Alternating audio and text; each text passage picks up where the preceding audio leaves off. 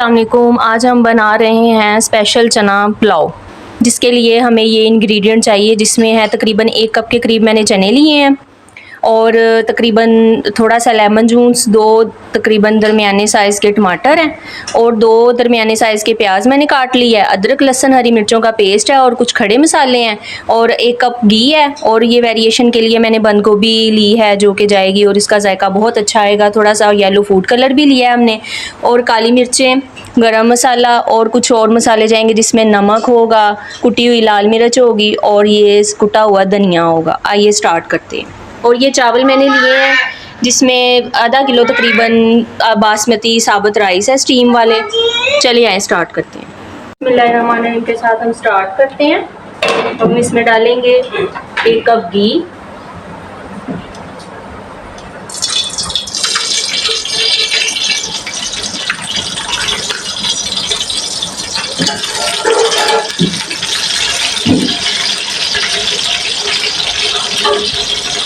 اس میں اب پیاز جائے گی،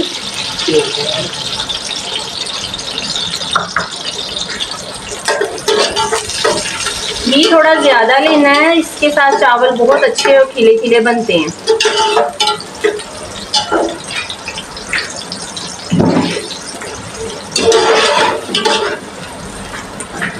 اس کا اچھا سا گولڈن براؤن ہم کلر کریں گے.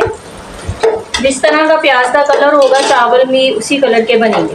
ہمیں گولڈن براؤن کلر چاہیے. اس کا کلر گولڈن ہو گیا ہے. اب اس میں ہم ڈالتے ہیں ٹماٹر،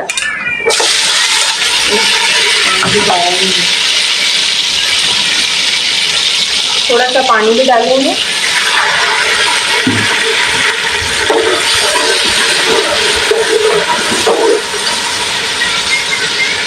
یہ جو چنے ہم نے بوائل کر کے رکھے تھے، کچھ بھی نہیں کیا، اوور نائٹ بھگو دیے تھے اور اب بوائل کر لیے بس.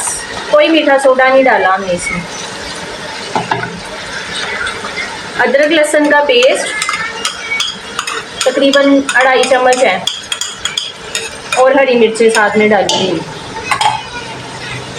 یہ کچھ کھڑے مسالے لیے ہیں ہم نے، جس میں تیز پتہ، زیرہ، ثابت کالی مرچ، دار چینی اور بڑی الائچی ہے.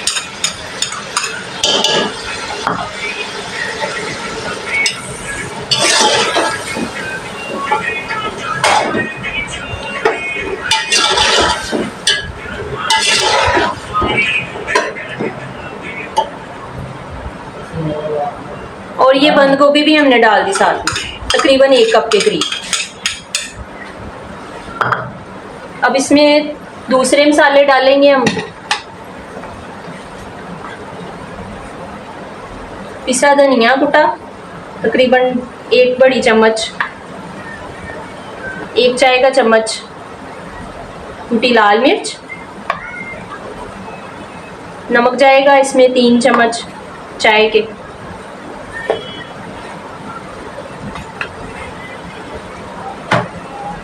نمک مرچ آپ اپنے حساب سے کر سکتے ہیں، کم زیادہ. ہم اس کو 2-3 منٹ بھونیں گے.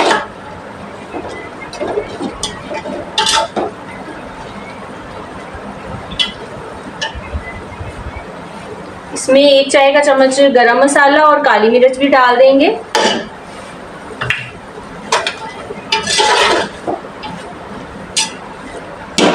اس کو ڈھک کے 1 منٹ کے لیے بھونیں گے.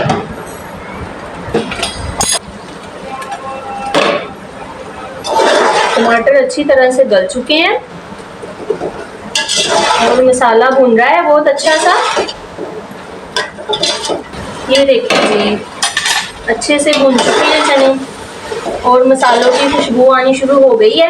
ٹماٹر اچھی طرح سے گل چکا ہے. اب ہم اس میں پانی ڈال دیں گے.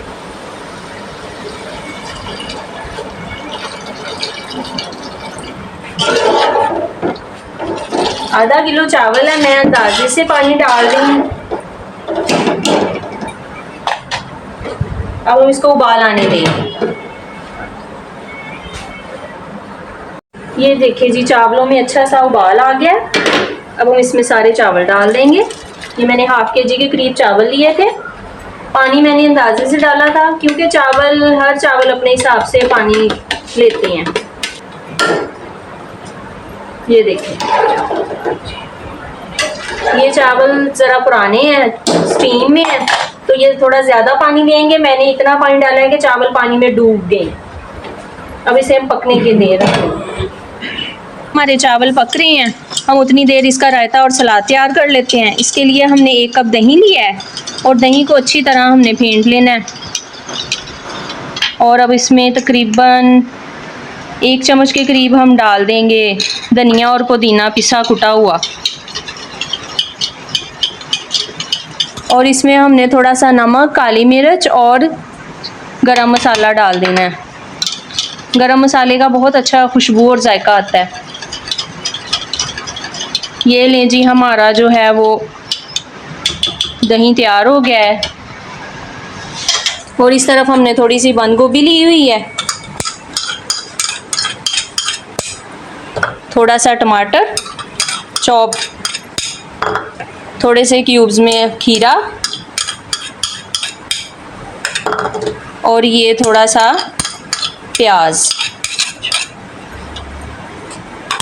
آپ اپنی پسند کی کوئی بھی چیزیں لے سکتے ہیں. اس کو ہم مکس کریں گے اور چاولوں کے ساتھ سرو کر دیں گے. یہ دیکھیں جی اب چاول دم والی سٹیج پہ آ گیا. ہم نے تھوڑا سا اس میں لیمن جوس ڈالنا ہے.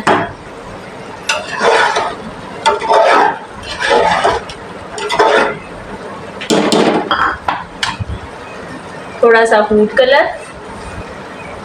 اب ہم اس کو دم پہ دے رہے ہیں. چلے جی یہ 10 منٹ کے بعد چاولوں کو اچھے سے دم آ گیا ہے. یہ دیکھیں جی اب اس کو ڈش آؤٹ کرتے ہیں.